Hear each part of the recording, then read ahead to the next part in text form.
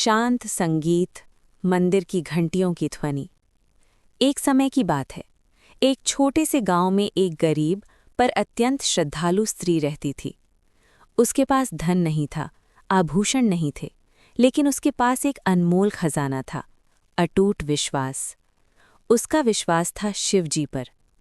हर सोमवार वो व्रत रखती, सुबह सूर्योदय से पहले उठती, नदी से जल लाती और छोटे से शिवलिंग पर जल, बेलपत्र और फूल अर्पित करती। वो धीरे से कहती, हे भोलेनाथ, मेरे पास देने को कुछ नहीं, बस मेरी सच्ची भक्ति स्वीकार कर लीजिए। उसका पति इस भक्ति पर विश्वास नहीं करता था। वो अक्सर कहता, इतनी पूजा से क्या मिलेगा, इससे घर का पेट तो नहीं भरता। स्त्री मुस्कुराकर जवाब देती, भक्ति से भगवान मिलते हैं और भगवान से सब कुछ। समय बीतता गया, लेकिन गरीबी कम नहीं हुई। एक दिन ऐसा आया जब घर में एक दाना भी नहीं बचा। पति ने क्रोध में कहा, अगर आज भोजन नहीं बना तो मैं घर छोड़ दूंगा। स्त्री का दिल टूट गया, पर उसका विश्वास नहीं टूटा।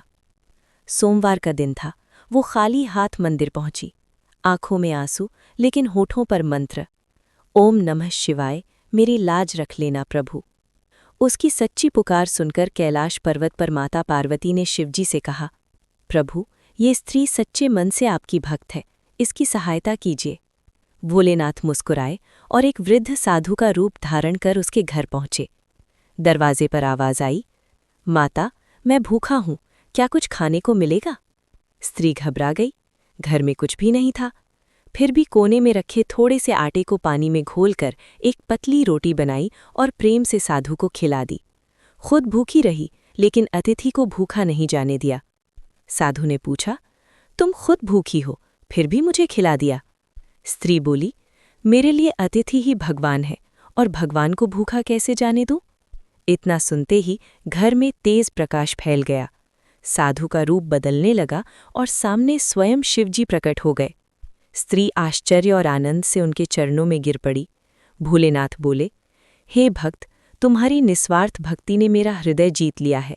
आज से तुम्हारे घर में कभी अन्न और सुख की कमी नहीं होगी, और तुम्हारे पति का हृदय भी भक्ति से भर जाएगा। ये कहकर शिवजी अंतर्ध्यान हो गए और उसी क्षण घर के खाली बर्तन अनाज से भर गए। वातावरण में दिव्य सुगंध फैल गई। जब पति ने ये चमत्कार देखा तो उसका घमंड टूट गया। वो भी शिव भक्ति में लीन हो गया। कहते हैं, जो भी सच्चे मन, विश्वास और निस्वार्थ भाव से सोमवार का व्रत करता है, भोलेनाथ उसकी हर मनोकामना पूरी करते हैं। भक्ति में दिखावा नहीं, सच्चाई और विश्वास होना चाहिए। तभी भगवान स्वयं भक्त की रक्षा करते हैं। सब मिलकर बोलें, हर हर महादेव, ओम नमः शिवाय।